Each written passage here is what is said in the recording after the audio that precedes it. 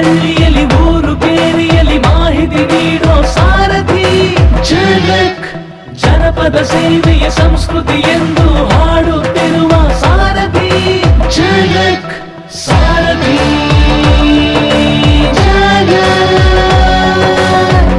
ನೀವು ಕೇಳ್ತಾ ಇದ್ದೀರಾ ಸಾರಥಿ ಝಲಕ್ 90.4 FM. ಕೇಳ್ರಪ್ಪೋ ಕೇಳ್ರಿ.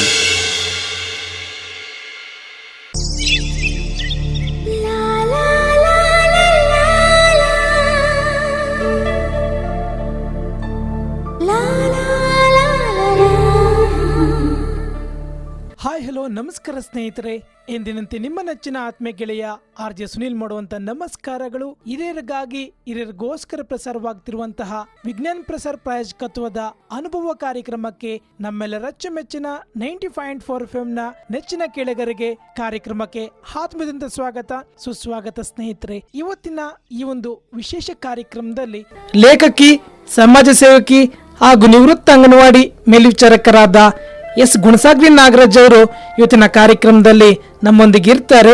ಇವರು ಇವತ್ತಿನ ಕಾರ್ಯಕ್ರಮದಲ್ಲಿ ವೈಯಕ್ತಿಕ ಮಟ್ಟದಲ್ಲಿ ಸ್ವಚ್ಛತೆಯ ಕುರಿತಾಗಿ ಪದ್ಯವನ್ನ ಹೇಳೋದ್ರ ಮುಖಾಂತರ ನಮ್ಮ ಕೇಳಿಗರಿಗೆ ವೈಯಕ್ತಿಕ ಮಟ್ಟದಲ್ಲಿ ಸ್ವಚ್ಛತೆಯ ಕುರಿತಾಗಿ ಕೇಳಿಗರಿಗೆ ಮತ್ತು ಸಾರ್ವಜನಿಕರಿಗೆ ಜಾಗೃತಿ ಮತ್ತು ಅರಿವನ್ನು ಮೂಡಿಸಲಿದ್ದಾರೆ. ಅವರು ಸಹ ನನ್ನ ಕಾರ್ಯಕ್ರಮಕ್ಕೆ ಸ್ವಾಗತವನ್ನು ಸಹ ತಿಳಿಸ್ಕೊಡ್ತೀನಿ. ಜೊತೆಗೆ ನೀವು ಸಹ ನಿಮ್ಮೊಂದು ಅನಿಸಿಕೆ ಅಭಿಪ್ರಾಯಗಳನ್ನ ನೀವು ನಮ್ಮೊಂದಿಗೆ ಹಂಚ್ಕೋಬಹುದು. ಹಾಗೆ ಕಾರ್ಯಕ್ರಮಕ್ಕೆ ಕರೆ ಮಾಡುವ ನಮ್ಮ ದೂರವಾಣಿ ಸಂಖ್ಯೆ ರೀತಿದೆ 9535454354 ಕರೆ ಮಾಡಿ. ಹಾಗೆ ಸಂದೇಶ ರವಾನೆ ಮಾಡುವ ನಮ್ಮ ದೂರವಾಣಿ ಸಂಖ್ಯೆ ರೀತಿದೆ 9535453066 ನಿಮ್ಮ ಸಂದೇಶಗಳು ರವಾನೆ ಆಗಲಿ ಅಂತ ಹೇಳ್ತಾ ಇವತ್ತಿನ ಕಾರ್ಯಕ್ರಮದ ಅತಿಥಿಗಳಾದಂತಹ ಎಸ್ ಗುಣಸಾಗ್ರಿ ನಾಗರಾಜ್ ಮೇಡಮ್ ಅವ್ರನ್ನ ನನ್ನ ಕಾರ್ಯಕ್ರಮಕ್ಕೆ ಸ್ವಾಗತವನ್ನು ಸಹ ತಿಳಿಸ್ಕೊಡ್ತಿದ್ದೀನಿ. ನಮಸ್ಕಾರ ಮೇಡಮ್. ನಮಸ್ಕಾರ ಮೇಡಮ್, ಕಾರ್ಯಕ್ರಮಕ್ಕೆ ತಮಗೆ ಸ್ವಾಗತ ಮೇಡಮ್. ಸಂತೋಷ ಮೇಡಮ್, ಇವತ್ತಿನ ಕಾರ್ಯಕ್ರಮದಲ್ಲಿ ವೈಯಕ್ತಿಕ ಮಟ್ಟದಲ್ಲಿ ಶುಚಿತ್ವ ಈ ಒಂದು ವಿಷಯನ ಕುರಿತಾಗಿ ತಾವು ಇವತ್ತಿನ ಒಂದು ಪದ್ಯವನ್ನು ತಿಳಿಸ್ಕೊಡ್ತಿದ್ದೀರಾ ನಮ್ಮ ಕೇಳಿಗರಿಗೆ. ಈ ಪದ್ಯವನ್ನು ತಿಳಿಸ್ಕೊಡೋದ್ರ ಮುಖಾಂತರ ನಮ್ಮ ಕೇಳಿಗರಿಗೆ ಸಾರ್ವಜನಿಕರಿಗೆ ಒಂದು ಜಾಗೃತಿಯನ್ನು ಮೂಡಿಸ್ತಿದ್ದೀರಾ. ವೈಯಕ್ತಿಕ ಮಟ್ಟದಲ್ಲಿ ಶುಚಿತ್ವ ಅನ್ನೋ ಕುರಿತಾಗಿ ಯಾವ ಒಂದು ಪದ್ಯವನ್ನ ನಮ್ಮ ಕೇಳಿಗರಿಗೆ ಮತ್ತು ಸಾರ್ವಜನಿಕರಿಗೆ ತಿಳಿಸ್ಕೊಡ್ತಿದ್ದೀರಾ ಮೇಡಮ್ ತಾವು? ನಾನೀಗ ವೈಯಕ್ತಿಕ ಸ್ವಚ್ಛತೆ ಬಗ್ಗೆ ಮನೆಯೇ ಮಂತ್ರಾಲಯ, ಪರಿಸರವೇ ದೇವಾಲಯ ಅನ್ನೋದ್ರ ಬಗ್ಗೆ ಒಂದು ಪದ್ಯವನ್ನ ಮೊದಲು ನಾನು ಓದ್ತೇನೆ. ಆಮೇಲೆ ಆ ಪದ್ಯಕ್ಕೆ ನಾನು ಸಾರಾಂಶವನ್ನ ತಿಳಿಸ್ಕೊಡ್ತೇನೆ. ಖಂಡಿತ ಮೇಡಮ್. ಬನ್ನಿರಿ ಬನ್ನಿರಿ ಹಿರಿಯರೇ, ಬನ್ನಿರಿ ಬನ್ನಿರಿ ಕಿರಿಯರೇ, ಎಲ್ಲರೂ ಒಟ್ಟಾಗಿ ಅರಿಯೋಣ, ಸ್ವಚ್ಛತೆ ಬಗ್ಗೆ ತಿಳಿಯೋಣ. ಬನ್ನಿರಿ ಬನ್ನಿರಿ ಹಿರಿಯರೇ, ಬನ್ನಿರಿ ಬನ್ನಿರಿ ಕಿರಿಯರೇ, ಎಲ್ಲರೂ ಒಟ್ಟಾಗಿ ಅರಿಯೋಣ, ಸ್ವಚ್ಛತೆ ಬಗ್ಗೆ ತಿಳಿಯೋಣ. ಮನೆಯೇ ಮೊದಲ ಮಂತ್ರಾಲಯ, ಪರಿಸರವೇ ನಿರಂತರ ದೇವಾಲಯ. ಮನೆಯೇ ಮೊದಲ ಮಂತ್ರಾಲಯ, ಪರಿಸರವೇ ನಿರಂತರ ದೇವಾಲಯ. ಪ್ರತಿಯೊಬ್ಬರೂ ತಪ್ಪದೆ ಆಲೋಚಿಸೋಣ, ಮನೆ ಮನೆಗಳಲ್ಲಿ ಶುಭ್ರತೆ ಕಾಯ್ದುಕೊಳ್ಳೋಣ. ಪ್ರತಿಯೊಬ್ಬರು ತಪ್ಪದೆ ಆಲೋಚಿಸೋಣ, ಮನೆ ಮನೆಗಳಲ್ಲಿ ಶುಭ್ರತೆ ಕಾಯ್ದುಕೊಳ್ಳೋಣ. ನಾನು ನನ್ನಿಷ್ಟ ಯೋಚಿಸದಿರೋಣ, ಶೌಚಾಲಯ ಸ್ವಚ್ಛವಾಗಿ ಇಟ್ಟುಕೊಳ್ಳೋಣ. ನಾನು ನನ್ನಿಷ್ಟ ಯೋಚಿಸದಿರೋಣ, ಶೌಚಾಲಯ ಸ್ವಚ್ಛವಾಗಿ ಇಟ್ಟುಕೊಳ್ಳೋಣ. ಆಗಾಗ ಕೈ ತೊಳೆದುಕೊಳ್ಳೋಣ, ಬಿಸಿ ಬಿಸಿ ನೀರನ್ನು ಕುಡಿಯೋಣ. ಆಗಾಗ ಕೈ ತೊಳೆದುಕೊಳ್ಳೋಣ, ಬಿಸಿ ಬಿಸಿ ನೀರನ್ನು ಕುಡಿಯೋಣ. ಕಲುಷಿತ ವಾತಾವರಣ ಮಾಡದಿರೋಣ, ಎಲ್ಲೆಂದರಲ್ಲಿ ಕಸ ಹಾಕದಿರೋಣ. ಕಲುಷಿತ ವಾತಾವರಣ ಮಾಡದಿರೋಣ, ಎಲ್ಲೆಂದರಲ್ಲಿ ಕಸ ಹಾಕದಿರೋಣ. ಮುಚ್ಚಳದ ಡಬ್ಬಕ್ಕೆ ಹಾಕಿ ಗೊಬ್ಬರ ಮಾಡೋಣ, ಗೊಬ್ಬರ ಬಳಸಿ ಗಿಡ ನೆಡೋಣ. ಮುಚ್ಚಳದ ಡಬ್ಬಕ್ಕೆ ಹಾಕಿ ಗೊಬ್ಬರ ಮಾಡೋಣ, ಗೊಬ್ಬರ ಬಳಸಿ ಗಿಡ ನೆಡೋಣ. ಕುಂಡಗಳಲ್ಲಿ ಗಿಡಗಳನ್ನು ಬೆಳೆಸೋಣ, ಸುಂದರ ಹಸಿರು ನಿರ್ಮಿಸೋಣ. ಕುಂಡಗಳಲ್ಲಿ ಗಿಡಗಳನ್ನು ಬೆಳೆಸೋಣ, ಸುಂದರ ಹಸಿರು ನಿರ್ಮಿಸೋಣ. ಖುಷಿ ಖುಷಿಯಲ್ಲಿ ನಲಿಯೋಣ, ಹಸಿರೇ ಉಸಿರು ಮರೆಯದಿರೋಣ. ಖುಷಿ ಖುಷಿಯಲ್ಲಿ ನಲಿಯೋಣ, ಹಸಿರೇ ಉಸಿರು ಮರೆಯದಿರೋಣ. ಜೀವ ಜೀವನ ಕಾಯ್ದುಕೊಳ್ಳೋಣ, ಬದುಕು ಭವಿಷ್ಯ ಮರೆಯದಿರೋಣ. ಜೀವ ಜೀವನ ಕಾಯ್ದುಕೊಳ್ಳೋಣ, ಬದುಕು ಭವಿಷ್ಯ ಮರೆಯದಿರೋಣ. ಒಳ್ಳೆಯ ವಾತಾವರಣ ಸೃಷ್ಟಿಸಿಕೊಳ್ಳೋಣ. ವೈಯಕ್ತಿಕ ಪರಿಸರ ಸ್ವಚ್ಛತೆ ಬಗ್ಗೆ ಮುಂದಿನ ಪೀಳಿಗೆಗೆ ಕಲಿಸೋಣ. ಒಳ್ಳೆಯ ವಾತಾವರಣ ಸೃಷ್ಟಿಸೋಣ. ವೈಯಕ್ತಿಕ ಪರಿಸರ ಸ್ವಚ್ಛತೆ ಬಗ್ಗೆ ಮುಂದಿನ ಪೀಳಿಗೆಗೆ ತಿಳಿಸೋಣ. ಹೊರಗಡೆ ಹೊರಟರೆ ಎಚ್ಚರದಿಂದ ಇರೋಣ. ಮುಖಕವಚ ತಪ್ಪದೆ ಧರಿಸೋಣ. ಹೊರಗಡೆ ಹೊರಟರೆ ಎಚ್ಚರದಿಂದಿರೋಣ. ಮುಖಕವಚ ತಪ್ಪದೆ ಧರಿಸೋಣ. 3 ಅಡಿ ಅಂತರ ಕಾಯ್ದುಕೊಳ್ಳೋಣ. ಲಕ್ಷ್ಯದಿಂದ ಓಡಾಡುವುದನ್ನು ಬಿಡೋಣ. 3 ಅಡಿ ಅಂತರದಿಂದ ಕಾಯ್ದುಕೊಳ್ಳೋಣ. ನಿರ್ಲಕ್ಷ್ಯದಿಂದ ಓಡಾಡುವುದನ್ನು ಬಿಡೋಣ. ಆರೋಗ್ಯವೇ ಭಾಗ್ಯ ಮರೆಯದಿರೋಣ. ವ್ಯಕ್ತಿಗತ ಸ್ವಚ್ಛತೆಗೆ ಮಾದರಿ ಎನ್ನೋಣ. ಆರೋಗ್ಯವೇ ಭಾಗ್ಯ ಮರೆಯದಿರೋಣ. ವೈಯಕ್ತಿಕ ಸ್ವಚ್ಛತೆಗೆ ಮಾದರಿ ಎನ್ನೋಣ. ಮನಸ್ಸುಗಳನ್ನು ಸ್ಪರ್ಶಿಸೋಣ. ಪ್ರತಿಯೊಬ್ಬರು ಮುಕ್ತವಾಗಿ ಆಪಾದಿಸೋಣ. ಮನಸ್ಸುಗಳನ್ನು ಸ್ಪರ್ಶಿಸೋಣ.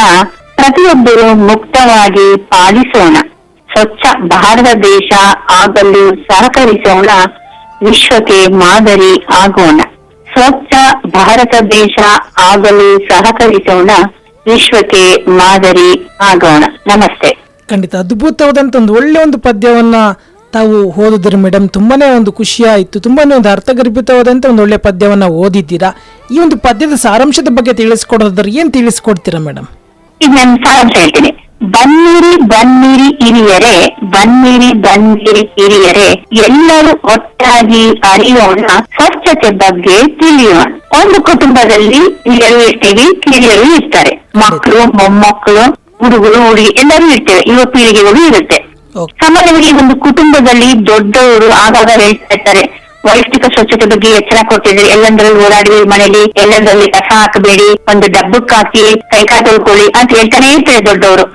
ಕೆಲವು ಸಲ ಮಕ್ಕಳು ಅದನ್ನ ಹೂ ಅಂತ ಇಲ್ಲ ಮಾಡ್ತೀನಿ ಅಂತೇಳಿ ಮತ್ತೊಂದೇ ಆದ ರೀತಿಯಲ್ಲಿ ಇರ್ತಾರೆ. ಹಾಗಾಗಿ ಇದ್ರ ಬಗ್ಗೆ ನಾವು ಆಗಾಗ ಮಕ್ಕಳಿಗೆ ನಾವು ತಿಳುವಳಿಕೆ ಕೊಡ್ತಾ ಇರ್ಬೇಕು.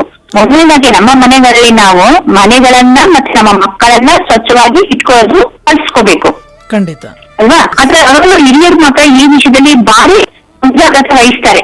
ಸ್ವಚ್ಛತೆ ಬಗ್ಗೆ ಮನೆಗಳಲ್ಲಿ, ಕುಟುಂಬಗಳಲ್ಲಿ. ಮನೆಯೇ ಮೊದಲ ಮಂತ್ರಾಲಯ, ಪರಿಸರವೇ ನಿರಂತರ ದೇವಾಲಯ. ಅಂದ್ರೆ ನಾವು ದೇವಸ್ಥಾನನ ಹೇಗೆ ಶುಭ್ರವಾಗಿ ಇಟ್ಕೊಳ್ತೀವಿ, ಅದು ನಮ್ಮ ಮನೆಗಳನ್ನು ದೇವಸ್ಥಾನಕ್ಕೆ ಸಮ ಅನ್ಕೊಂಡು ಶುಭ್ರವಾಗಿ ಸ್ವಚ್ಛವಾಗಿ ಇಟ್ಕೋಬೇಕು. ಖಂಡಿತ ಮೇಡಮ್. ಕಡೆಗೆ ನಮ್ಮ ಸುತ್ತಮುತ್ತ ವಾತಾವರಣ ಇರ್ತದೆ, ಬೇರೆ ಕಡೆ ಬೇಡ, ನಮ್ಮ ಅಂಗಳ ಮನೆ ಮುಂದೆ ಶುಭ್ರವಾಗಿ ಇಟ್ಕೊಂಡ್ರೆ ಪ್ರತಿಯೊಬ್ಬರು ತಮ್ಮ ತಮ್ಮ ಕುಟುಂಬದಲ್ಲಿ ಮನೆ ಮತ್ತೆ ಮನೆಯ ಸುತ್ತಮುತ್ತ ಶುಭ್ರ ವಾತಾವರಣವನ್ನ, ಕಲುಷಿತ ವಾತಾವರಣ ಕಲಿಸಿದ್ರೆ ಅದಕ್ಕೆ ಅದರ ಬರೋ ಗಾಳಿ ನಮ್ಗೆ ಒಳ್ಳೆಯ ಉಸಿರಾಟಕ್ಕೆ ಅನುಕೂಲ ಆಗುತ್ತೆ ಅಲ್ವಾ? ಹಾಗಾಗಿ ಸ್ವಚ್ಛತೆ ಬಗ್ಗೆ ನಾವು ಹೆಚ್ಚು ಜಾಗೃತಿಯಿಂದ ವಹಿಸ್ಕೋಬೇಕು. ಪ್ರತಿಯೊಬ್ಬರು ತಪ್ಪದೆ ಆಲೋಚಿಸೋಣ. ಮನೆಯಲ್ಲಿ ಶುಭ್ರತೆ ಕಾಯ್ದುಕೊಳ್ಳೋಣ. ಅಂದ್ರೆ ಈ ಬಗ್ಗೆ ಪ್ರತಿಯೊಬ್ಬರು ಕೇರ್ಲೆಸ್ ಮಾಡಿದ್ರಾಯ್ತು, ಆಗ ಮಾಡಿದ್ರಾಯ್ತು, ಈಗ ಮಾಡಿದ್ರಾಯ್ತು, ಇಲ್ಲೆಲ್ಲ ತರಕಾರಿ ಹೆಚ್ಚುತ್ತೀವಿ ಮತ್ತೆ ಆಮೇಲೆ ದಬ್ಬಕ್ ಹಾಕಿದ್ರಾಯ್ತು, ಈಗ ಸ್ವಲ್ಪ ಅಡಿಗೆ ಮಾಡ್ಬೇಕು ಅಥವಾ ಹೊರಗಡೆ ಹೋಗ್ಬೇಕು ಆಮೇಲೆ ಮಾಡಬೇಕು ಅನ್ನೋ ಬದಲು ಆಯಾ ಕೆಲಸನ ಸ್ವಚ್ಛವಾಗಿ ಮಾಡಿದ್ರೆ ಅಲ್ಲಿ ಉಂಟಾಗುವ ಕ್ರಿಮಿಕೀಟಗಳಿಂದ ನಾವು ತಪ್ಪಿಸ್ಕೊಳ್ಬಹುದು. ಅದನ್ನ ನಾವು ಕೊಡ್ಬೇಕು. ಹಾಗಾಗಿ ಮಕ್ಕಳಿಗೆ ಎಚ್ಚರಿಕೆ ಹೇಳ್ಬೇಕು. ತಿಂಡಿ ಲೋಟ ಅಲ್ಲಿಡ್ಬೇಡ, ತಟ್ಟೆ ಅಲ್ಲಿಡ್ಬೇಡ, ಒಂದೇ ಸಲ ಬಚ್ಚಲಿಗೆ ಹಾಕು, ಎಚ್ಚರಿಕೆಯಿಂದಿರು, ಕ್ಲೀನ್ ಆಗಿರು ಅಂತ ಆವಾಗ ನಾವು ಹೇಳ್ತಾ ಇದ್ರೆ ಮನೆಗಳಲ್ಲಿ ಅದೊಂದು ರೀತಿ ನಾವು ಅವ್ರಿಗೆ ಒಳ್ಳೆಯ ಪಾಠವನ್ನ, ಒಳ್ಳೆಯ ತಿಳುವಳಿಕೆಯನ್ನ ಕೊಟ್ಟಂಗಾಗುತ್ತೆ. ಖಂಡಿತ. ನಾನು ನನ್ನಿಷ್ಟ ಯೋಚಿಸದಿರೋಣ, ಶೌಚಾಲಯ ಸ್ವಚ್ಛವಾಗಿ ಇಟ್ಟುಕೊಳ್ಳೋಣ. ಅಂದ್ರೆ ಅಯ್ಯೋ ಮಾಡಿದ್ರಾಯ್ತು ಅಂತ ಕೇರ್ಲೆಸ್ ಬೇಡ. ನಾನು ಹೇಳೋ ಮಟ್ಟಿಗೆ ಏನೋ ಅರ್ಜೆಂಟ್ ಎಲ್ಲ ಹೋಗ್ತಾ ಇದ್ದೀನಿ ಬಂದ್ ಮಾಡ್ಕೊಳ್ಳೋಣ ಅಂತ ನಾವೆಲ್ಲ ಅಲ್ಲಲ್ಲೇ ಕಸ ಇಟ್ಟೋದ್ರೆ ಅದು ಗಾಳಿಗೆ ಇನ್ನೂ ವಾತಾವರಣ ಮಲಿನ ಆಗೋಗುತ್ತೆ. ಅದಕ್ಕಿಂತ ಹೆಚ್ಚಾಗಿ ಶೌಚಾಲಯಗಳನ್ನ ಸ್ವಚ್ಛವಾಗಿ ಇಟ್ಕೋಬೇಕು. ಈಗಿನ ನಾನು ಕೆಲವು ಕಡೆ ನೋಡ್ತೇನೆ ಬಯಲಿಗೆ ಹೋಗ್ತಾರೆ ಶೌಚಾಲಯಕ್ಕೆ. ಅದನ್ನ ನಮ್ಮ ಮನೆಗಳಿಗೆ ಕೊಟ್ಟೋದಕ್ಕೆ ಸರ್ಕಾರ ಸಾಕಷ್ಟು ವ್ಯವಸ್ಥೆ ಮಾಡಿದೆ, ಸಹಕಾರನೂ ಕೊಟ್ಟಿದೆ. ಆದ್ರೂ ಕೂಡ ಕೆಲವು ಕಡೆ ನೀರಿನ ಸಮಸ್ಯೆ ಇರುತ್ತೆ. ಈಗಲೂ ಕೆಲವು ಕಡೆ ಹಳ್ಳಿಗಳಲ್ಲಿ ಆಗ್ಬೋದು, ನಗರಗಳಲ್ಲಿ ನೀರಿನ ಸಮಸ್ಯೆ ಇದೆ. ಹಾಗಾಗಿ ನೀರಿಗೆ ಶೌಚಾಲಯ ಉಪಯೋಗಿಸಿದ್ರೆ ನೀರ್ ಹಾಕಬೇಕು. ಅದ್ರ ಬಗ್ಗೆ ಬಯಲಿಗೆ ಹೋಗಿದ್ ಬಂದ್ಬಿಡೋಣ ಅಲ್ವಾ? ಆ ಬಯಲಿಗೆ ಹೋಗೋದ್ರಿಂದ ಆ ಬಯಲಿನಲ್ಲಿ ಹೋಗಿ ಗಲೀಜು ಮಾಡಿ ಆ ಬಯಲಿನಲ್ಲಿರೋ ಗಾಳಿಗಳನ್ನು ಉಸಿರಾಡ್ತೀವಿ, ಇನ್ನೂ ಸಮಸ್ಯೆ ಜಾಸ್ತಿ ಆಗತ್ತೆ. ಆದಷ್ಟು ನಾವು ಶೌಚಾಲಯವನ್ನ ಶುಭ್ರವಾಗಿ ಇಟ್ಕೋಬೇಕು, ಮನೆಗಳಲ್ಲೇ ಹೋಗ್ಬೇಕು, ಆ ಕಮೋಡ್ ಇದ್ರೆ ಕಮೋಡ್ ಮುಚ್ಚಬೇಕು, ನೀರ್ ಹಾಕಬೇಕು, ನೀರ್ ಬಂದಾಗ ಬಕೆಟ್ ನ ತುಂಬಿಟ್ಕೊಂಡಿದ್ದು ಅದನ್ನ ಉಪಯೋಗಿಸ್ಕೋಬೇಕು. ಹಂಗಾಗಿ ಆಮೇಲೆ ಬಂದ್ಬೇಕು, ಆವಾಗ ಕೈ ತೊಳ್ಕೊಳ್ತಾ ಇರ್ಬೇಕು. ಎಲ್ಲೋ ಮುಟ್ಟುತ್ತೀವಿ, ಏನೋ ಮುಟ್ಟುತ್ತೀವಿ, ಅದರಿಂದ ಕೈ ಶುಭ್ರವಾಗಿ ತೊಳ್ಕೊಳ್ತಾ ಇರ್ಬೇಕು ಅಲ್ವಾ. ಶೌಚಾಲಯವನ್ನ ಎಷ್ಟು ಸ್ವಚ್ಛವಾಗಿ ಇಟ್ಕೊಳ್ತೀವಿ ಅಷ್ಟು ನಾವು ಆರೋಗ್ಯ ಸಾಧ್ಯ ನಮ್ಮ ಕುಟುಂಬದಲ್ಲಿ. ಖಂಡಿತ. ಕೈ ಯಾಕೆ ತೊಳ್ಕೋಬೇಕು ಮೇಡಮ್? ಪದೇ ಪದೇ ಕೈ ತೊಳ್ಕೊಂಡು ಸಾಕಾಯ್ತು. ಪದೇ ಪದೇ ಕೈ ತೊಳ್ಕೊಳ್ಳಿ ಅಂತ ಹೇಳ್ತಿಲ್ಲ ನಾನು. ಏನೋ ಮುಟ್ತೀವಿ, ಅಲ್ಲಾಗ ಟೇಬಲ್ ಮೇಲೆ ಏನೋ ಧೂಳು ಇರುತ್ತೆ, ಕೈ ಒರೆಸ್ಬಿಡ್ತೀವಿ, ಆಮೇಲೆ ಮತ್ತೆ ಹಂಗೆ ಬಟ್ಟೆಗೆ ಸೀರೆಗೆ ಹಿಂಗೆ ಒರೆಸ್ಕೊಂಡ್ಬಿಡೋದು, ಟೇಬಲ್ ಮೇಲೆ ಏನೋ ಇರುತ್ತೆ ಹಿಂಗ್ ಒರೆಸ್ಬಿಟ್ಟು ಹಿಂಗ್ ಹೋಗ್ತೀವಿ, ಅಥವಾ ಹಿಂಗೇನೋ ಮಾಡ್ತಾ ಇರ್ತೀವಿ.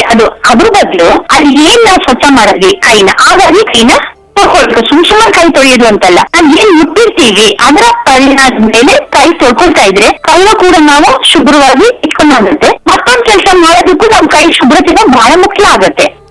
ಬಿಸಿ ಬಿಸಿ ನೀರನ್ನು ಕುಡಿಯೋಣ. ಬಿಸಿನೀರ್ ಯಾಕೆ ಕುಡಿಬೇಕು ಅಂದ್ರೆ, ಬಿಸಿನೀರ್ ಕುಡಿದಷ್ಟು ನಮ್ಗೆ ಶ್ವಾಸಕೋಶಕ್ಕೆ ಸ್ವಲ್ಪ ಶುಭ್ರತೆ, ಒಂದು ಖುಷಿ ಅನ್ಸುತ್ತೆ. ತಣ್ಣೀರ್ ಕುಡಿತೀವಿ, ಒಪ್ಕೊಳ್ತೀನಿ, ಎಲ್ಲರೂ ಬಿಸಿ, ಅದು ಈಗ ಹೆಚ್ಚು ಕಮ್ಮಿ ಎಲ್ಲರೂ ಬಿಸಿನೀರನ್ನೇ ಅಭ್ಯಾಸ ಮಾಡ್ಕೊಂಡಿದ್ದಾರೆ. ಮನೇಲಿ ಪ್ಲಾಸ್ಟಿಕ್ ಒಂದು ಬಿಸಿ ನೀರ್ ಕಾಯಿಸಿ ಪ್ಲಾಸ್ಟಿಕ್ ಹಾಕೊಳ್ಬಹುದು. ಅವಾಗ ನೀರ್ ಬೇಕಾದ್ರೆ ಬಿಸಿನೀರನ್ನ ಕುಡಿಬೇಕು. ನಮ್ಗೆ ಅದೊಂದ್ ರೀತಿ ಗಂಟಿಗೆ ಹೋಗ್ತಾ ಇದ್ರೆ ನಮ್ಮ ಶ್ವಾಸನಾಳಕ್ಕೆ ಒಂದು ಬಿಸಿ ಬಿಸಿ ನೀರು ಖುಷಿ ಕೊಡುತ್ತೆ. ಬಿಸಿನೀರು ಕುಡಿಯೋರಿಗೆ ಚೆನ್ನಾಗಿ ಗೊತ್ತಿರುತ್ತೆ. ಹೆಚ್ಚು ಕಡಿಮೆ ನಾವು ತಿಳ್ಕೊ ಮಟ್ಟಿಗೆ ಎಲ್ಲರೂ ಬಿಸಿನೀರೇ ಕುಡಿತಾರೆ. ಈಗಂತೂ ಶಾಲೆ ಆಫೀಸ್ಗಳಿಗೆ ಹೋಗೋರು ಕೂಡ ಫ್ಲಾಸ್ಕಲ್ಲಿ ಬಿಸಿನೀರು ತಗೊಳ್ಳೋಂತ ಅಭ್ಯಾಸ ಬೆಳೆಸ್ಕೊಂಡಿದ್ದಾರೆ ಕೆಲವರು. ಖಂಡಿತ ಮೇಡಮ್, ನಿಜ. ಕಡೆ ಪಕ್ಷ ಮನೆಯಲ್ಲಾದ್ರೂ ನಾವು ಆ ಬಿಸಿಗೆ ಒತ್ತು ಕೊಡೋಣ, ಬಿಸಿ ಬಿಸಿ ನೀರನ್ನ ಕುಡಿಯೋಣ, ನಮ್ಮ ಆರೋಗ್ಯದ ಬಗ್ಗೆ ಎಚ್ಚರಿಕೆ ಇಡೋಣ. ಎಲ್ಲೆಂದರಲ್ಲಿ ಕಸ ಹಾಕದಿರೋಣ, ಕಲುಷಿತ ವಾತಾವರಣ ಮಾಡದಿರೋಣ. ಈಗ ನೀವು ಮುಂಚೆ ಹೇಳಿದೆ, ಕಸ ಎಲ್ಲೋ ತರಕಾರಿ ಎತ್ತೀವಿ, ಡಬ್ಬದಲ್ಲಿ ಹಂಗೆ ಇರ್ತೀವಿ, ತಡಿ ಆಮೇಲೆ ಮಾಡ್ತೀವಿ, ಸ್ವಲ್ಪ ಕೆಲಸ ಐತೆ ಅರ್ಜೆಂಟ್ ಅಂತ, ಅದನ್ನ ಒಂದ್ ಸ್ವಲ್ಪ ಗಾಳಿಗೆ ಕಿಟಕಿಗಳು ತೆಗ್ದಿರ್ತೀವಿ, ಗಾಳಿಗೆಲ್ಲ ಅಲ್ಲಿ ಇಲ್ಲಿ ಕಸ ನಿಲ್ತೆ, ಮತ್ತೆ ಅದು ಕ್ಲೀನ್ ಮಾಡೋ ಬದಲು ಒಂದು ಡಬ್ಬದಲ್ಲಿ ನಾವೇ ಮುಂಚೆ ತರಕಾರಿ ಇಡ್ತಿದಂಗೆ ಆ ಕಸನ ಒಂದ್ ಡಬ್ಬಕ್ಕೆ ಹಾಕಿಟ್ಬಿಟ್ರೆ ಸುಲಭ ಅಲ್ವಾ? ಖಂಡಿತ. ಮತ್ತೆ ಅದು ಕಲುಷಿತನೂ ಅವೆಲ್ಲ ವಾತಾವರಣ ಶುಭ್ರವಾಗಿರುತ್ತೆ. ಮುಚ್ಚಳ ಡಬ್ಬಕ್ಕೆ ಹಾಕಿ ಗೊಬ್ಬರ ಮಾಡೋಣ. ಯಾಕೆ ಮುಚ್ಚಳ ಡಬ್ಬಕ್ಕೆ ಹಾಕ್ಬೇಕು ಅಂದ್ರೆ, ಖಾಲಿ ಡಬ್ಬಕ್ಕೆ ಹಾಕಿದ್ರೆ ಮತ್ತೆ ಗಾಳಿಗೆ ಮೇಲೆ ಇಟ್ಕೊಂಡ್ ಬರ್ಬೋದು, ಅಥವಾ ನಾವೇ ಹೋಗುವಾಗ ಡಬ್ಬ ಬೆಳೆಸ್ಬೋದು, ಪುನಃ ತೆಗೆದು ಕ್ಲೀನ್ ಮಾಡಿ ಮತ್ತೆ ತಗೋದು. ಕ್ಲೀನ್ ಆಗಿ ಮುಚ್ಚಳ ಇರೋ ಡಬ್ಬಕ್ಕೆ ಹಾಕಿದ್ರೆ ನಾವು ಒಂದ್ 4 ದಿನ ಆ ಡಬ್ಬಕ್ಕೆ ಹಾಕಿದ್ರೆ ಅದು ಒಂದ್ ರೀತಿ ಗೊಬ್ಬರನೂ ಆಗುತ್ತೆ ನನ್ ಮಟ್ಟಿಗೆ ಅಲ್ವಾ. ಗೊಬ್ಬರ ಒಂದು ಕಸ ನಾವೇನೆಲ್ಲ ತರಕಾರಿ ಇರ್ತೀವಿ, ಹಿಂಗೇನೋ ಮಾಡ್ತೀವಿ, ಅದನ್ನೆಲ್ಲ ಒಂದು ಮುಚ್ಚಳ ಇರೋ ಡಬ್ಬಕ್ಕೆ ಹಾಕ್ತಾ ಬಂದ್ರೆ ಅದೇ ತಾನಾಗಿ ಕುಡಿಲಿಕ್ಕೆ ಅದೋಗೆ ಬಾಕ್ಸ್ ಡಬ್ಬದೊಳಗಡೆನೆ ಅದೊಂದ್ ರೀತಿ ಗೊಬ್ಬರನೂ ಆಗುತ್ತೆ. ಅದನ್ನ ನಾವು ಗೊಬ್ಬರ ಬೆಳೆಸ್ಕೊಂಡು ಗಿಡ ನೆಡ್ಬೋದು. ನಮ್ಮಲ್ಲಿ ಎಲ್ಲಿ ಬೇಕಾದ ಜಾಗ ಇಲ್ಲ, ಗಿಡ ಎಲ್ಲಿ ಬೆಳೆಸಕ್ ಸಾಧ್ಯ? ಈಗಂತೂ ಸಾಮಾನ್ಯವಾಗಿ 4 ಪಾಟ್ ಇಟ್ಕೊಂಡು ಸಾಕು ಮನೆ ಮುಂದೆ. ಖಂಡಿತ. ನಾವು ಮಾಡಿದ ಗೊಬ್ಬರನೇ ಆ ಗಿಡಗಳ ಹಾಕೊಂಡು ಬೆಳೆಸ್ಬೋದು. ಖುಷಿನೂ ಆಗುತ್ತೆ ನಮ್ಗೆ. ನಾವೇ ಮಾಡಿದ ಗೊಬ್ಬರ, ನಾವು ಅದನ್ನ ಗೊಬ್ಬರ ಗಿಡಕ್ಕೆ ಹಾಕ್ತಿವಿ, ಆ ಗಿಡಗಳ ಒಂದ್ ಗುಲಾಬಿ ಗಿಡ ಬರ್ಬೋದು, ಅದು ಬೇಡ ಸಣ್ಣ ಪುಟ್ಟ ತರಕಾರಿ ಗಿಡಗಳು ಇಟ್ಕೊಳ್ಬಹುದು ಪಾಟ್ ನಲ್ಲಿ. ಅದು ಸುಮಾರು ಹೆಚ್ಚು ತರ ಮಾಡ್ತಾರೆ. ಅದನ್ನ ಪ್ರಯತ್ನ ಮಾಡ್ಬೋದು ನಾವು. ಅದಕ್ಕೆ ಇಟ್ಲಲ್ಲಿ ಜಾಗನೇ ಇರ್ಬೇಕು ಅಂತ ಏನಿಲ್ಲ. 4 ಪಾಟ್ ತಗೊಳ್ಬಹುದು, ಆ ಪಾಟ್ ನಲ್ಲಿ ನಾವು ಗಿಡನ ನೆಡ್ಬಹುದು. ಮತ್ತೆ ಕುಂಡಗಳಲ್ಲಿ ಗಿಡಗಳಿಂದ ಬೆಳೆಸೋದ್ರ ಸುಂದರ ಮಾತು ಆಸಕ್ತಿ ಆಗಿತ್ತು. ನಮ್ಗೆ ಖುಷಿ ಆಗಿದೆ, ಅಯ್ಯೋ ನಾನು ಇವತ್ತು ಗಿಡ ಹಾಕಿದೆ, ಟೊಮೊಟೊ ಗಿಡ ಹಾಕಿದೆ, ಎಷ್ಟು ಚೆನ್ನಾಗಿ ಬಂದಿದೆ, ಇವತ್ತು ನನ್ ಟೊಮೊಟೊ ಸಿಕ್ತು, ಬದನೆಕಾಯಿ ಗಿಡ ಹಾಕಿದೆ, ನೋಡು ಎಷ್ಟು ಚೆನ್ನಾಗಿ ಬದನೆಕಾಯಿ ಬಂದಿದೆ, ನಾನ್ ಬೆಳೆದಿದ್ದು ಖುಷಿನೂ ಆಗತ್ತೆ ಅಲ್ವಾ. ದೊಡ್ಡವ್ರಿಗೂ ಖುಷಿ ಆಗತ್ತೆ, ಮಕ್ಕಳು ಕೂಡ ಅದರ ಬಗ್ಗೆ ಆಸಕ್ತಿಯನ್ನ ತಗೊಳ್ಳಿ. ಕಡೆ ಸೊಪ್ಪು, ಮೆಂತ್ಯ ಸೊಪ್ಪು, ಕೊತ್ತಂಬರಿ ಸೊಪ್ಪು ಹಾಕಬಹುದು ಪಾಠಗಳಲ್ಲಿ, ಅದೇನು ಸಮಸ್ಯೆ ಅಲ್ಲ. ಖಂಡಿತ ಮೇಡಮ್. ಮತ್ತಷ್ಟು ಸಾಲುಗಳ ಸಾರಾಂಶದ ಬಗ್ಗೆ ತಿಳಿಸ್ಕೊಡೋದಾದ್ರೆ, ಹಸಿರು ಉಸಿರು ಅಂದ್ರೆ ಹಸಿರಿದ್ದಾಗ ನಮ್ಗೆ ಎಷ್ಟು ಖುಷಿ ಆಗುತ್ತೆ. ಹಸಿರು ವಾತಾವರಣ ಇರಷ್ಟು ಎಷ್ಟು ಖುಷಿ ಕೊಡುತ್ತೆ ಮನಸ್ಸಿಗೆ ಅಂದ್ರೆ, ಹಸಿರು ವಾತಾವರಣ ಅಷ್ಟೇ ನಮ್ಗೆ ಖುಷಿಯನ್ನ ಕೊಡುತ್ತೆ. ಜೀವನ ಕಾಯ್ದುಕೊಳ್ಳೋಣ. ಇಂಪಾರ್ಟೆಂಟ್ ನಮ್ಮ ಜೀವ, ಆಮೇಲೆ ಜೀವನ ಅಲ್ವಾ. ನಾವು ಸ್ವಚ್ಛವಾಗಿ ಶುಭ್ರವಾಗಿ ಇದ್ರೆ ಜೀವನ ಕೂಡ ಅಷ್ಟೇ ನಾವು ಆತ್ಮವಿಶ್ವಾಸದಿಂದ ಬದುಕೋದಿಕ್ಕೆ ಸಾಧ್ಯ ಆಗುತ್ತೆ. ನಮಗ್ ನಾವೇ ಕೇರ್ಲೆಸ್ ಮಾಡ್ಕೊಂಡ್ರೆ, ಉದ್ಯೋಗ ನಿಮಿತ್ತನೋ ಇನ್ನೇನೋ ನಿಮಿತ್ತ ಅದನ್ನ ಬಿಟ್ಟು ಆತ್ಮವಿಶ್ವಾಸ ಶ್ರದ್ಧೆಯನ್ನ ನಾವು ಬೆಳೆಸ್ಕೊಂಡ್ರೆ ಜೀವನೂ ಕಾಪಾಡ್ಕೋಬಹುದು. ಜೀವನ ನಾವು ಕಾಯ್ಕೊಳ್ಳೋದಕ್ಕೂ ಖುಷಿ ಕೊಡುತ್ತೆ. ಬದುಕು ಭವಿಷ್ಯ ಮರೆಯದಿರೋಣ ಅಂದ್ರೆ, ನೆಟ್ಟಿಗೆ ನಮ್ ಕುಟುಂಬದಲ್ಲಿ ಇರ್ತಾರೆ ಪೀಳಿಗೆ ನೋಡ್ಕೋಬೇಕು, ಹಿರಿಯರನ್ನ ನೋಡ್ಕೋಬೇಕು, ಪುರುಷರನ್ನ ನೋಡ್ಕೋಬೇಕು. ಪುರುಷರು ಇದ್ರ ಜೊತೆಗೆ ಕೈ ಜೋಡಿಸ್ಬೋದು. ಮನೇಲಿ ಮಹಿಳೆಯರೇ ಮಾಡ್ಬೇಕು ಅಂತ ಇಲ್ಲ, ದೊಡ್ಡವರಿಂದ ಚಿಕ್ಕವರಿಗೂ ಪುರುಷರು ಮಹಿಳೆಯರು ಎಲ್ಲರೂ ಈ ಬಗ್ಗೆ ಆಲೋಚನೆ ಮಾಡಿದ್ರೆ ಅದು ಒಂದ್ ರೀತಿ ನಮ್ಗೆ ಖುಷಿ ಕೊಡುತ್ತೆ. ಭವಿಷ್ಯದ ಬಗ್ಗೆ ನಾವಿಷ್ಟು ಖುಷಿಯಿಂದಿದ್ದೀವಿ, ಭವಿಷ್ಯನೂ ಇಷ್ಟೇ ಖುಷಿ ಇರುತ್ತೆ ಅಂತ ನಾವು ಅದನ್ನ ತಿಳ್ಕೊಳ್ಬಹುದು. ಒಳ್ಳೆಯ ವಾತಾವರಣ ಸೃಷ್ಟಿಸೋಣ. ನಿಮ್ ಕಂಡಂಗೆ ಹಸಿರಿದ್ರೆ ಸುತ್ತಮುತ್ತ ಎಷ್ಟು ಖುಷಿ ಕೊಡುತ್ತಲ್ವಾ? ಖಂಡಿತ ಮೇಡಮ್. ಎಷ್ಟ್ ಚೆನ್ನಾಗಿದೆ, ನಾ ಬರ್ದಿದ್ ಟೊಮೊಟೊ ಎಷ್ಟ್ ಚೆನ್ನಾಗಿದೆ, ಎಲ್ಲರ ಹತ್ರ ಹೇಳ್ಕೊಂಡ್ ಬರ್ತೀವಿ ಅಕ್ಕಪಕ್ಕದ ಮನೆಗೆ ಹೋಗಿ, ಏನ ಪಾತಲ್ಲಿ ಟೊಮೊಟೊ ಹಾಕಿದ್ದೆ, ಬದ್ನೆಕಾಯಿ ಹಾಕಿದೆ, ಎಷ್ಟ್ ಚೆನ್ನಾಗಿ ಬಂದಿದೆ ಗೊತ್ತಾ ಅಂತ. ಆ ಖುಷಿಯನ್ನ ನಾವು ಅನುಭವಿಸೋಣ. ನಮ್ಮ ಮುಂದಿನ ಮಕ್ಕಳಿಗೆ ಕೂಡ ಆ ಒಂದು ಸರಳತೆಯನ್ನ, ಸ್ವಚ್ಛತೆಯನ್ನ ನಾವು ಕಲಿಸ್ಕೊಡ್ತಾ ಬರೋಣ ಅಲ್ವಾ? Yes madam. ಮತ್ತೆ ವೈಯಕ್ತಿಕ ಸ್ವಚ್ಛತೆ, ಈಗ ಸಾಮಾನ್ಯವಾಗಿ ನಾವು ಹೊರಗಡೆ ಹೋಗ್ತೀವಿ, ಮನೆಗ್ ಬಂದ್ಬಿಡ್ತೀವಿ, ಮನೆಗ್ ಬಂದಾಗೆ ಸರಿ ಆಮೇಲೆ ಅಲ್ಲ, ಹೊರಗಡೆಯಿಂದ ಬಂದ ಮೇಲೆ ಮನೆಗೆ ಹೋಗಿ ನಾವು ಕೈ ತೊಳ್ಕೊಳ್ಬೇಕು. ಯಾಕಂದ್ರೆ ಹೊರಗಡೆ ಎಲ್ಲೆಲ್ಲೋ ಗಾಳಿ ಇರುತ್ತೆ, ಧೂಳು ಇರುತ್ತೆ. ಈಗಿನ ಸಮಸ್ಯೆ ಅಂತಾನೆ ಹೇಳ್ತೀನಿ ನಾನು. ಆ ಬಟ್ಟೆ ಬದಲಾಯಿಸಿ ನಾವು ಮತ್ತೆ ಮನೆ ಕೆಲ್ಸಕ್ಕೆ ತೊಳ್ಕೊಂಡ್ರೆ ತುಂಬಾ ಒಳ್ಳೇದು. ಧೂಳಲ್ಲಿ ಬಂದಿರ್ತೀವಿ, ಎಲ್ಲೆಲ್ಲೋ ಓಡಾಡಿರ್ತೀವಿ, ಕೈಕಾಲು ತೊಳ್ಕೊಂಡು ಬಟ್ಟೆ ಬದಲಿಸಿ ನಾವು ಮನೆ ಕೆಲಸ ಮಾಡಿದ್ರೆ ನಮ್ಮ ವೈಯಕ್ತಿಕ ಸ್ವಚ್ಛತೆನೂ ಮುಖ್ಯ ಆಗುತ್ತೆ, ಆರೋಗ್ಯಕ್ಕೂ ಅನುಕೂಲ ಆಗುತ್ತೆ. ಇಲ್ಲಾಂದ್ರೆ ಏನೋ ಧೂಳಿನಲ್ಲಿ ಬಂದಿದ್ದು ದಿಢೀರ್ ಅಡಿಗೆ ಮನೆಗೆ ಹೋಗು, ದಿಢೀರ್ ಅಡಿಗೆ ಮನೆ ಕೆಲಸ ಮಾಡು, ಆಮೇಲೆ ಬದಲಾವಣೆ ಮಾಡೋದಾಯ್ತು ಅನ್ನೋ ಬದಲು ಅದನ್ನ ನಾವು ಕಲಿಯೋಣ ಫಸ್ಟ್ ಅಲ್ವಾ? ಹೊರಗಡೆ ಹೊರಟರೆ ಎಚ್ಚರದಿಂದ ಇರೋಣ, ಮುಖ ಕವಚ ತಪ್ಪದೆ ಧರಿಸೋಣ. ಈಗ ಮುಖ ಕವಚ ಯಾಕೆ ಧರಿಸಿ ಅಂತ ಹೇಳ್ತಾ ಇದ್ದಾರೆ ಅಂದ್ರೆ, ಆ ಧೂಳು ನಮ್ಮ ಮುಖಕ್ಕೆ ಹೋಗದೆ ಇರಲಿ, ಮೂಗಿನಿಂದ ನಮ್ಮ ಒಳಗಡೆ ಶರೀರಕ್ಕೆ ಹೋದ್ರೆ ಶ್ವಾಸನಾಳಕ್ಕೆ ತೊಂದರೆ ಆಗ್ಬೋದು, ಅನಾರೋಗ್ಯ ಸೃಷ್ಟಿ ಆಗ್ಬಹುದು ಅನ್ನೋದಕ್ಕೆ ಮುಖ ಕವಚ ಅಂತ ಇತ್ತೀಚೆಗೆ ಬಂದಿದೆ. ಮುಖ ಕವಚದೆ ಹೋಗ್ಬೇಡಿ, ದೊಡ್ಡವರಾಗ್ಲಿ ಚಿಕ್ಕವರಾಗ್ಲಿ ಹೋಗಿದ್ರೆ ಆ ಧೂಳಿನಲ್ಲಿರೋ ಕ್ರಿಮಿಕೀಟಗಳು ನಮ್ಮ ಮೇಲೆ ಬಂದು ಅದು ತೊಂದರೆ ಆಗತ್ತೆ. ಹಾಗಾಗಿ ಗ್ಲೌಸ್ ಇದೆ. ಅದೇ ಮುಂಚೆಯಿಂದ ಹಳ್ಳಿಯಲ್ಲಿ ಹೆಣ್ಮಕ್ಳುಗಳು ಏನ್ ಮಾಡ್ತಿದ್ರು, ತಲೆ ತುಂಬಾ ಸೆರಗೋಗ್ತಾ ಇದ್ರು, ನೋಡ್ಕೊಂಡಿದ್ದೀರಾ? ಎಸ್ ಮೇಡಮ್, ಖಂಡಿತ ಅಲ್ವಾ? ತಲೆ ತುಂಬಾ ಸೆರಗೊತ್ಕೊಳ್ತಾ ಇದ್ದೀರು. ಯಾಕೆಂದ್ರೆ ಅವ್ರಿಗೆ ಈ ಸಮಸ್ಯೆ ಕರೋನಾ ಅಲ್ಲ, ಅದೊಂದು ಗೌರವ, ಅದು ಸ್ವಚ್ಛತೆ ಮತ್ತು ಧೂಳು ನಮ್ಮ ಮುಖಕ್ಕೆ ಬೀಳ್ದೇ ಇರೋದಕ್ಕೆ ತಲೆ ತುಂಬಾ ಸೆರಗಾಕೊಂಡು ಓಡಾಡ್ತಾರೆ ಅಲ್ವಾ? ಅದು ಬಹಳ ಮುಖ್ಯ ಆಗತ್ತೆ. ಮತ್ತೆ ನಿರ್ಲಕ್ಷ್ಯದಿಂದ ನಾನ್ ಇಷ್ಟದಂಗ್ ಓಡಾಡ್ತೀನಿ ನೀವೇನ್ ಕೇಳೋದು ಅನ್ನೋದು ಬಿಡೋಣ.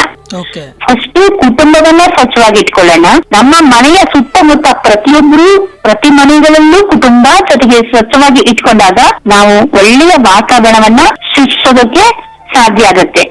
ಆರೋಗ್ಯವೇ ಭಾಗ್ಯ, ಮರೆಯದಿರೋಣ. ಏನ್ ಇಲ್ದಿದ್ರು ನಮ್ಗೆ ನಾವು ಆರೋಗ್ಯವಾಗಿದ್ರೆ ಏನೆಲ್ಲ ಕೆಲಸ ಮಾಡ್ಬೋದಲ್ವಾ?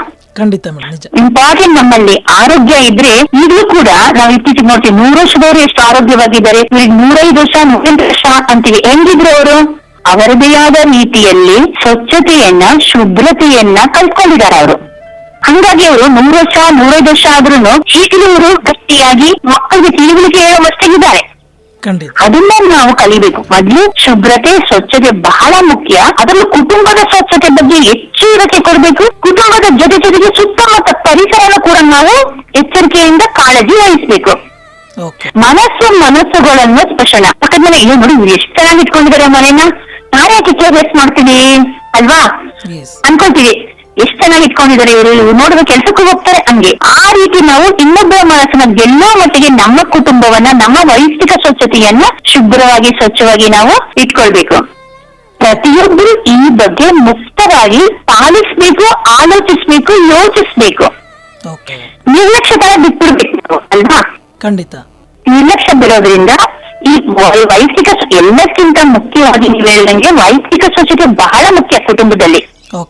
ನಾವ್ ಯಾವಾಗ ನಮ್ಮ ಕುಟುಂಬದಲ್ಲಿ ಸ್ವಚ್ಛತೆಯನ್ನ ಕಾಪಾಡ್ಕೊಳ್ತೀವಿ, ಇಡೀ ದೇಶಕ್ಕೆ ಅದೊಂದು ಮಾದರಿ ಆಗತ್ತೆ. ಅಪ್ಪ, ಭಾರತ ದೇಶದಲ್ಲಿ ನೋಡಿ ಎಲ್ಲ ಕುಟುಂಬರು ಎಷ್ಟು ಸ್ವಚ್ಛವಾಗಿದ್ದಾರೆ, ಎಷ್ಟು ಶುಭ್ರವಾಗಿದ್ದಾರೆ. ಈಗ ಕೆಲವೆಲ್ಲ ನಮ್ಮ ಸಂಸ್ಕೃತಿ ಸಂಪ್ರದಾಯ ಬಗ್ಗೆ ಈಗಲೂ ಈ ವಿಶ್ವದಲ್ಲಿ ಒಂದು ಸುದ್ದಿ ಮಾಡ್ತೀವಿ ಅಲ್ವಾ?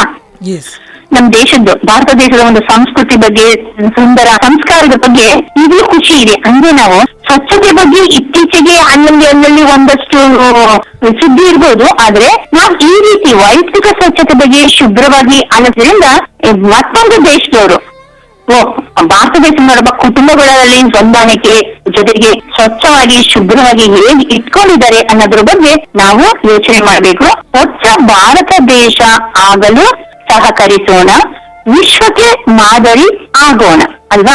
ಖಂಡಿತ. ಈ ಎಲ್ಲ ವಿಷಯಗಳನ್ನ ನಾವು ವೈಯಕ್ತಿಕವಾಗಿ ಗಮನ ಇಟ್ಕೊಂಡು ಪ್ರತಿಯೊಬ್ಬರಿಗೂ ಸಮುದಾಯದವರಲ್ಲಿ ಕೇಳೋದಂದ್ರೆ ನಮ್ಮ ಮನೆಯನ್ನ ಮೊದಲು ಶುಭ್ರವಾಗಿ ಇಟ್ಕೊಳ್ಳೋಣ, ಮನಸ್ಸನ್ನ ಆತ್ಮವಿಶ್ವಾಸದಿಂದ ಕೆಲಸ ಮಾಡೋದಕ್ಕೆ ತೊಡಗಿಸ್ಕೊಳ್ಳೋಣ. ಜೊತೆಗೆ ಎಲ್ಲಂದ್ರಲ್ಲಿ ಕಸ ಹಾಕೊಂಡು ಅಲ್ಲಿ ಇಲ್ಲಿ ಡಬ್ಬ ಇರುತ್ತೆ, ಅವ್ರ ಕಸಗಳು ಬರ್ತಾಳೆ, ಕಸ ತಗೊಂಡ್ ಹೋಗ್ತಾಳೆ ಅನ್ನೋದನ್ನ ಬಿಟ್ಟು ಅದಕ್ಕೆ ನಾವೇ ಪರಿಹಾರನ ಕಂಡ್ಕೊಳ್ಳೋಣ. ಇವೇನ ಕೆಲವ್ರು ಏನ್ ಮಾಡ್ತಾರೆ, ಅಕ್ಕಪಕ್ಕದಲ್ಲಿ ಬರ್ತಾರೆ ಕಸಗಳು ಅಂತ ಬಾಗಿಲು ಮಂದಿ ಹಾಕ್ತಾರೆ. ಖಂಡಿತ. ಅವ್ರ ಕಸಗಳು ಬರ್ಲಿಲ್ಲ ಅಂದ್ರೆ ಆ ಗಾಳಿ ಕಸ ಎಲ್ಲ ಮತ್ತೆ ವಾಪಸ್ ಮನೆಗೆ ಬರತ್ತಲ್ವಾ? ಹಂಗಾಗಿ ಆ ರೀತಿ ಆಗಬಾರದು. ಒಳ್ಳೆ ಮನಸ್ಸು ಮಾಡಿದರೆ ಏನು ಬೇಕಾದ್ರೂ ಸಾಧನೆ ಮಾಡಬಹುದು ಅನ್ನೋದನ್ನ ನಾವು ಕೆಲವಾರು ವಿಷಯದಲ್ಲಿ ಸಾಧಿಸಿ ತೋರಿಸಿದ್ದೇವೆ. ಜೊತೆಗೆ ಪುರುಷರು ಕೂಡ ಅದಕ್ಕೆ ಸಪೋರ್ಟ್ ಹೊಂದಾಣಿಕೆಯಿಂದ ಅವರು ಸಹಕರಿಸಿದಾಗ ನಾನ್ ಇಷ್ಟ ನೀನು ಸುಮ್ಮನೆ ಬಿಡು ನಾನು ಏನಾದ್ರು ಮಾಡ್ಕೊಳ್ತೀನಿ ಅನ್ನೋ ಬದಲು ಕೆಲವು ಕಡೆ ಇದೆ ನನ್ನ ಮಟ್ಟಿಗೆ. ಆದ್ರೆ ಈಗಲೂ ಕೂಡ ಒಬ್ಬರಿಗೂ ಒಬ್ಬರು ಹಿರಿಯರಾಗ್ಬೋದು, ಕಿರಿಯರಾಗ್ಬೋದು, ವಯಸ್ಸಾದವರಾಗ್ಬೋದು, ಮಕ್ಕಳಾಗ್ಬೋದು, ಪುರುಷರಾಗ್ಬೋದು, ಪ್ರತಿಯೊಬ್ಬರು ತಮ್ಮದೇ ಆದ ರೀತಿಯಲ್ಲಿ ಸ್ವಚ್ಛತೆಯನ್ನ ಕಾಪಾಡ್ಕೊಳ್ಳೋದಕ್ಕೆ ಒಬ್ಬರಿಗೊಬ್ಬರು ಸಹಕರಿಸಿದ್ರೆ ಪ್ರತಿ ಕುಟುಂಬನೂ ಕೂಡ ಈ ಸಮಸ್ಯೆ ಇದೆಯಲ್ಲ, ಈ ಸಮಸ್ಯೆನ ನಾವು ಹೊಡೆದೋಡ್ಸಕ್ಕಿಂತ ಕಷ್ಟ ಅಲ್ಲ. ಇದೆಲ್ಲ ಮುಂಚೆಯಿಂದಲೂ ನಾವು ಕಲ್ತ್ಕೊಂಡ್ ಬಂದಿರೋದು, ತಿಳ್ಕೊಂಡ್ ಬಂದಿರೋದು, ಅದನ್ನ ಮಾಡ್ಕೊಂಡ್ ಬಂದಿರೋದು. ಇತ್ತೀಚೆಗೆ ಉದ್ಯೋಗಸ್ಥ ದಿನ ಜಾಸ್ತಿ ಆಗ್ತಾ ಇದ್ರಿಂದ ಮಹಿಳೆ ಪುರುಷರು ಸ್ವಲ್ಪ ನಿರ್ಲಕ್ಷ್ಯ ತೋರ್ತಾ ಇದ್ದಾರೆ. ಆ ನಿರ್ಲಕ್ಷ್ಯತನ ಬಿಟ್ಟು ಆರೋಗ್ಯವೇ ಭಾಗ್ಯ ಮರ್ಯಾದೆ, ಹೌದಲ್ವಾ? ನಮ್ಮಲ್ಲಿ ನಮ್ಗೆ ಆರೋಗ್ಯ ಇಂಪಾರ್ಟೆಂಟ್. ಏನಿದ್ರು ನಮ್ಮ ಆರೋಗ್ಯವನ್ನು ನಾವು ಕಾಪಾಡ್ಕೊಳ್ಬೇಕು. ಆ ಆರೋಗ್ಯ ಸಿಗ್ಬೇಕಾದ್ರೆ ನಮ್ಮಲ್ಲಿ ವೈಯಕ್ತಿಕ ಸ್ವಚ್ಛತೆನ ಬಹಳ ಮುಖ್ಯ ಇರ್ಬೇಕು. ನಾವು ಸ್ವಚ್ಛವಾಗಿರ್ಬೇಕು, ಶುಭ್ರವಾಗಿರ್ಬೇಕು. ನಾವು ಸ್ವಚ್ಛವಾಗಿ ಶುಭ್ರವಾಗಿದ್ದಷ್ಟು ನಮ್ಮ ಕುಟುಂಬನೂ ಸ್ವಚ್ಛವಾಗಿ ಶುಭ್ರವಾಗಿರೋದಕ್ಕೆ ಸಹಕಾರ ಇರ್ಬೇಕು, ಹೌದಾ? ನನ್ನ ಮನೆ ಆಗ್ಬೋದು, ನನ್ನ ಮನೆಯ ಜನರನ್ನ ಆಗ್ಬೋದು, ಅಷ್ಟೇ ಅವರಿಗೆ ತಿಳುವಳಿಕೆ ಕೊಡ್ತಾ ಇರ್ಬೇಕು. ಇದಕ್ಕೆ ಮಹಿಳೆಯರೇ ಇದ್ರ ಬಗ್ಗೆ ಪಾಲನೆ ಮಾಡ್ಬೇಕು ಅಂತ ಏನಿಲ್ಲ. ಮಹಿಳೆಯರು ಪುರುಷರು ಇಬ್ರು ಕೂಡಿ ಸ್ವಚ್ಛತೆ ಬಗ್ಗೆ, ಶುಭ್ರತೆ ಬಗ್ಗೆ ಕೊಟ್ಟಾಗ ನಾವು ಆರೋಗ್ಯವಾಗಿದೆ. ಆರೋಗ್ಯವೇ ಭಾಗ್ಯ ಅಂತ ಕೇಳಿದೀವಿ. ಆಯಸ್ಸು ಕೊಟ್ಟಷ್ಟು. ಆದ್ರೆ ಆರೋಗ್ಯವಾಗಿದ್ರೆ ನಾವು ಏನೆಲ್ಲ ಸಾಧನೆಯನ್ನ ಮಾಡೋದಕ್ಕೆ ಸಾಧ್ಯ. ಹಾಗಾಗಿ ವೈಯಕ್ತಿಕ ಸ್ವಚ್ಛತೆಯನ್ನ ಆದಷ್ಟು ನಾವು ಪಾಲಿಸೋದಕ್ಕೆ ಪ್ರಯತ್ನ ಪಡೋಣ. ಇದರಿಂದ ಇನ್ನೊಬ್ರು ಪಕ್ಕದ ಮೇಲೆ ನೋಡಿ ಎಷ್ಟು ಚೆನ್ನಾಗಿ ಇಟ್ಕೊಂಡಿದ್ದಾರೆ ಮನೆ, ಅವ್ರು ನೋಡು ಅನ್ನೋ ಮಟ್ಟಿಗೆ ಮನಸ್ಸುಗಳನ್ನ ಸ್ಪರ್ಶಿಸೋಣ. ಒಬ್ರು ಇನ್ನೊಬ್ಬರಿಗೆ ತಿಳುವಳಿಕೆ ಹೇಳೋಣ, ಕಲಿಸಿಕೊಡೋಣ, ತಿಳ್ಕೊಳ್ಳೋಣ. ತಿಳುವಳಿಕೆ ಹೇಳಿಕೊಡೋಣ, ತಿಳ್ಕೊಳ್ಳೋಣ. ಒಳ್ಳೆಯದನ್ನ ತಿಳ್ಕೊಳ್ಳೋದಿಕ್ಕೆ ಯಾರು ಬೇಕಾಗಿಲ್ಲ, ನಮಗೆ ನಾವೇ ಸಾಕು. ಆತ್ಮವಿಶ್ವಾಸ, ಶ್ರದ್ಧೆ ಇದ್ರೆ ಏನೆಲ್ಲ ನಾವು ತಿಳ್ಕೊಳ್ಳೋದಕ್ಕೆ ಸಾಧ್ಯ. ಇದ್ರ ಬಗ್ಗೆ ಪ್ರತಿಯೊಬ್ಬರು, ಪ್ರತಿ ಜನರು ಮುಕ್ತವಾಗಿ ಆಲೋಚಿಸ್ತಾರೆ. ಕೆಲವು ಕಡೆ ಗಲೀಜ್ ಇರ್ಬೋದು, ಅದು ಕೂಡ ಇನ್ ಮುಂದೆ ಇರೋದಿಲ್ಲ. ಈ ಒಂದು ಸಮಸ್ಯೆ ಇದೆ, ಈ ಸಮಸ್ಯೆಯನ್ನ ಪರಿಹಾರ ಮಾಡ್ಬೇಕು ಅಂದ್ರೆ ನಮ್ಮಲ್ಲಿ ವೈಯಕ್ತಿಕ ಸ್ವಚ್ಛತೆ ಇರಬೇಕು. ಪರಿಸರ ಸ್ವಚ್ಛತೆ ಬಗ್ಗೆ ನಾವು ಹೆಚ್ಚಿನ ಕಾಳಜಿಯನ್ನ ವಹಿಸ್ಕೋಬೇಕು. ಆಗ ನಮ್ಮ ದೇಶ ಸ್ವಚ್ಛ ಭಾರತ ದೇಶ ಆಗೋದಿಕ್ಕೆ ಸಾಧ್ಯ ಆಗತ್ತೆ. ಅದಕ್ಕೆ ಪ್ರತಿಯೊಬ್ಬ ಕುಟುಂಬದವರು ಇದಕ್ಕೆ ಸಹಕಾರ ನೀಡಬೇಕು. ವಿಶ್ವಕ್ಕೆ ಮಾದರಿ ಆಗೋಣ. ಅಂದ್ರೆ ವಿಶ್ವ ನೋಡಿ ದೇಶ ಅಂದ್ರೆ ಎಲ್ಲ ಸಂಸ್ಕೃತಿ ಸಂಪ್ರದಾಯದ ಬಗ್ಗೆ ನಾವು ಹೇಳ್ತಾ ಇದ್ವಿ. ಈಗ ಸ್ವಚ್ಛತೆ ಬಗ್ಗೆ ಪ್ರತಿಯೊಂದು ಕುಟುಂಬವು ಎಷ್ಟು ಸ್ವಚ್ಛವಾಗಿದ್ದಾರೆ, ಎಷ್ಟು ಶುಭ್ರವಾಗಿದೆ ಅಂತ ಅವರು ಬೆಳೆದು ಪಡಬೇಕು, ಹೌದಲ್ವಾ? ಸ್ವಚ್ಛವಾಗಿರ್ಬೇಕು ಅನ್ನೋದ್ರ ಬಗ್ಗೆ ಅವರು ಖುಷಿಯಿಂದ ಪಡ್ತಾರೆ. ನಾವು ಅದ್ರ ಬಗ್ಗೆ ಆಸಕ್ತಿಯಿಂದ ಪಾಲನೆ ಮಾಡ್ಕೊಂಡ್ ಬರ್ಬೇಕು. ಖಂಡಿತ ಮೇಡಮ್. ಒಟ್ಟಾರೆಯಾಗಿ ಇವತ್ತಿನ ಕಾರ್ಯಕ್ರಮದಲ್ಲಿ ವೈಯಕ್ತಿಕ ಮಟ್ಟದಲ್ಲಿ ಶುಚಿತ್ವವನ್ನು ಕುರಿತಾಗಿ ಅದ್ಭುತವಾದಂತಹ ಒಂದು ಒಳ್ಳೆಯ ಒಂದು ಪದ್ಯವನ್ನ ನಮ್ಮ ಕೇಳುಗರಿಗೆ ಓದಿ, ಅದ್ರ ಜೊತೆಗೆ ಒಂದು ಪದ್ಯದ ಸಾರಾಂಶವನ್ನ ಸಹ ನಮ್ಮ ಕೇಳುಗರಿಗೆ ತಿಳಿಸಿಕೊಟ್ಟು ನಮ್ಮ ಕೇಳುಗರಲ್ಲಿ ಮತ್ತು ಸಾರ್ವಜನಿಕರಲ್ಲಿ ಒಂದು ಜಾಗೃತಿಯನ್ನ, ಅರಿವನ್ನ ಮೂಡಿಸಿದ್ದೀರಾ. ಒಟ್ಟಾರೆಯಾಗಿ ಇವತ್ತಿನ ಕಾರ್ಯಕ್ರಮದಲ್ಲಿ ವೈಯಕ್ತಿಕ ಮಟ್ಟದಲ್ಲಿ ಶುಚಿತ್ವ ಈ ಒಂದು ವಿಷಯನ ಕುರಿತಾಗಿ ನಮ್ಮ ಕೇಳುಗರಿಗೆ ಕೊನೆಯದಾಗಿ ತಾವು ಏನಾದ್ರು ತಿಳಿಸ್ಕೊಡೋದಾದ್ರೆ ಏನ್ ಸಲಹೆ ಸೂಚನೆಗಳನ್ನ ಅಥವಾ ಏನ್ ಮಾಹಿತಿಯನ್ನ ತಿಳಿಸ್ಕೊಡಕ್ಕೆ ಬಯಸ್ತೀರಾ ಮೇಡಮ್? ಕೊನೆಯದಾಗಿ ನಾನು ಹೇಳುದು, ಪ್ರತಿ ಕುಟುಂಬದವರು ಈ ಬಗ್ಗೆ ಆಸಕ್ತಿ ತಗೊಳ್ಬೇಕು. ಉದ್ಯೋಗಸ್ಥರಾಗ್ಲಿ, ಮನೇಲಿ ಇರೋರಾಗ್ಲಿ, ನಮ್ಮ ವೈಯಕ್ತಿಕ ಸ್ವಚ್ಛತೆ ಬಗ್ಗೆ ಯೋಚನೆ ಮಾಡ್ಬೇಕು. ಮತ್ತೆ ಕುಟುಂಬದ ಮಕ್ಕಳಿಗೂ ತಿಳುವಳಿಕೆ ಕೊಡಬೇಕು. ಹಿರಿಯರ ಮಾತುಗಳನ್ನ ಹಿರಿಯರು ಮುಂಚೆಯಿಂದ ಅದ್ರ ಬಗ್ಗೆ ಹೇಳ್ಕೊಂಡೇ ಬಂದಿರ್ತಾರೆ, ವೈಯಕ್ತಿಕ ಸ್ವಚ್ಛತೆ ಬಗ್ಗೆ. ಅದನ್ನ ನಾವು ಪಾಲನೆ ಮಾಡೋದಕ್ಕೆ ಮನಸ್ಸು ಮಾಡಬೇಕು. ಈಗ ಮಾಡೋಣ, ಆಗ ಮಾಡೋಣ ಅನ್ನೋ ಬದಲು ಆ ಕೆಲಸ ಆಗಲೇ ಮಾಡಿದ್ರೆ ಅನುಕೂಲ ಅಲ್ವಾ? ಯಾವುದೇ ಒಂದು ಶುಭ್ರತೆ, ಸ್ವಚ್ಛತೆ ಬಗ್ಗೆ ಆ ಕೆಲಸವನ್ನ ಆಗ್ಲೇ ಮಾಡ್ಕೊಳ್ಳಿ. ಅದ್ರ ತನ್ನ ಪ್ರತಿಯೊಬ್ಬ ಕುಟುಂಬಕ್ಕೂ ನಾನು ಹೇಳೋದು ಅಂದ್ರೆ ಇದ್ರ ಬಗ್ಗೆ ಹೆಚ್ಚಿನ ಕಾಳಜಿ ತಗೊಳ್ಳೋಣ. ಆಗ ಯಾವುದೇ ರೋಗಗಳು ನಮ್ಮ ಬಳಿ ಸುಳಿಯೋದಿಕ್ಕೆ ಸಾಧ್ಯ ಇಲ್ಲ. ಹಂಗಾಗಿ ನಮ್ಮ ವೈಯಕ್ತಿಕ ಸ್ವಚ್ಛತೆ ಬಹಳ ಮುಖ್ಯ. ಕುಟುಂಬದ ವಾತಾವರಣ ಶುಭ್ರವಾಗಿ ಇಟ್ಕೊಳ್ಳೋದು ಬಹಳ ಮುಖ್ಯ. ವೈಯಕ್ತಿಕ ಕುಟುಂಬದ ಜೊತೆಗೆ ನಮ್ಮ ಸುತ್ತಮುತ್ತ ವಾತಾವರಣವನ್ನ ಕೂಡ ನಾವು ಶುಭ್ರವಾಗಿ ಇಟ್ಕೊಂಡಾಗ ಯಾವ ರೋಗಗಳಿಂದಲೂ ನಾವು ಪರಿಹಾರ ಕಂಡುಕೊಳ್ಳಲಿಕ್ಕೆ ಸಾಧ್ಯ ಅಂತ ಹೇಳ್ತೇನೆ. ಇದನ್ನ ಪ್ರತಿಯೊಬ್ರು ಪಾಲನೆ ಮಾಡ್ತಾರೆ ಅಂತ ಅನ್ಕೊಂಡಿದ್ದೇನೆ. ಖಂಡಿತ. ಒಟ್ಟಾರೆ ಇವತ್ತಿನ ಕಾರ್ಯಕ್ರಮದಲ್ಲಿ ವೈಯಕ್ತಿಕ ಮಟ್ಟದಲ್ಲಿ ಶುಚಿತ್ವ ಈ ಒಂದು ವಿಷಯನ ಕುರಿತಾಗಿ ಸಾಕಷ್ಟು ಒಂದು ಮಾಹಿತಿ ನೀಡೋದ್ರ ಜೊತೆಗೇನೆ ಒಂದು ಪದ್ಯವನ್ನ ತಾವೇ ಒಂದು ರಚನೆ ಮಾಡಿ ಪದ್ಯವನ್ನ ಓದಿ ಆ ಪದ್ಯದ ಸಾರಾಂಶವನ್ನು ತಿಳಿಸಿ ನಮ್ಮ ಕೇಳುಗರಲ್ಲಿ ಮತ್ತು ಸಾರ್ವಜನಿಕರಲ್ಲಿ ಶುಚಿತ್ವದಿಂದ ನಮ್ಮ ಆರೋಗ್ಯವನ್ನು ಕಾಪಾಡ್ಕೊಳ್ಳೋಕೆ ಸಾಧ್ಯ ಅಂತಕ್ಕಂಥದ್ದನ್ನ ಈ ಪದ್ಯದ ಮುಖಾಂತರ ತಾವು ತಿಳಿಸ್ಕೊಟ್ಟಿದ್ದೀರಾ. ನಮ್ಮ ಕೇಳುಗರಲ್ಲಿ ಮತ್ತು ಸಾರ್ವಜನಿಕರಲ್ಲಿ ಒಟ್ಟಾರಾಗಿ ವೈಯಕ್ತಿಕ ಮಟ್ಟದಲ್ಲಿ ಶುಚಿತ್ವ ಅಂತಕ್ಕಂಥ ಒಂದು ವಿಷಯದ ಬಗ್ಗೆ ನಮ್ಮ ಕೇಳುಗರಲ್ಲಿ ಒಂದು ಜಾಗೃತಿಯನ್ನು ಮೂಡಿಸಿದ್ದೀರಾ. ಇಷ್ಟೆಲ್ಲ ಒಂದು ಮಾಹಿತಿಗಳನ್ನ ಮತ್ತೆ ಸಲಹೆ ಸೂಚನೆಗಳನ್ನು ನೀಡಿದ್ದಕ್ಕೆ ನಮ್ಮ ಕೇಳುಗರ ಪರವಾಗಿ ತಮಗೆ ಹೃತ್ಪೂರ್ವಕವಾದಂತಹ ಧನ್ಯವಾದಗಳು ಮೇಡಮ್. ನಮಸ್ಕಾರ. ಒಳ್ಳೆಯದಾಗಲಿ. ಧನ್ಯವಾದಗಳು ಮೇಡಮ್. ನಮಸ್ಕಾರ. ನಮಸ್ಕಾರ ಸ್ನೇಹಿತರೆ. ಇವತ್ತಿನ ವಿಶೇಷ ಸರಣಿ ಕಾರ್ಯಕ್ರಮದಲ್ಲಿ ನಿವೃತ್ತ ಅಂಗನವಾಡಿ ಮೇಲ್ವಿಚಾರಕರು, ಸಮಾಜ ಸೇವಕಿ ಹಾಗೂ ಲೇಖಕಿ ಆಗಿರುವಂತಹ ಎಸ್ ಗುಣಸಾಗರಿ ನಾಗರಾಜ್ ಅವರು ಇವತ್ತಿನ ಕಾರ್ಯಕ್ರಮದಲ್ಲಿ ಒಂದು ಪದ್ಯವನ್ನು ಓದೋದ್ರ ಮೂಲಕ ವೈಯಕ್ತಿಕ ಮಟ್ಟದಲ್ಲಿ ಶುಚಿತ್ವ ಈ ಒಂದು ವಿಷಯನ ಕುರಿತಾಗಿ ನಮ್ಮ ಕೇಳುಗರಲ್ಲಿ, ಸಾರ್ವಜನಿಕರಲ್ಲಿ ಜಾಗೃತಿಯನ್ನ ಮತ್ತು ಅರಿವನ್ನ ಮೂಡಿಸಿದ್ದಾರೆ. ಇವರಿಗೆ ನಮ್ಮ ಕೇಳುಗರ ಪರವಾಗಿ ಧನ್ಯವಾದಗಳನ್ನು ತಿಳಿಸಿಕೊಡ್ತಾ ಇವತ್ತಿನ ವಿಶೇಷ ಸರಣಿ ಕಾರ್ಯಕ್ರಮವನ್ನು ಮುಕ್ತಾಯ ಮಾಡ್ತಿದ್ದೀನಿ. ಮುಂದಿನ ಸಂಚಿಕೆಯಲ್ಲಿ ಭೇಟಿಯಾಗ್ತೀನಿ. ಹಿಂದಿನಂತೆ ನಿಮ್ಮ ನೆಚ್ಚಿನ ಆತ್ಮೀಯ ಗೆಳೆಯ RJ ಸುನಿಲ್. ಎಲ್ಲರಿಗೂ ಶುಭವಾಗಲಿ. ಶುಭ ದಿನ. ಧನ್ಯವಾದಗಳು ಸ್ನೇಹಿತರೆ.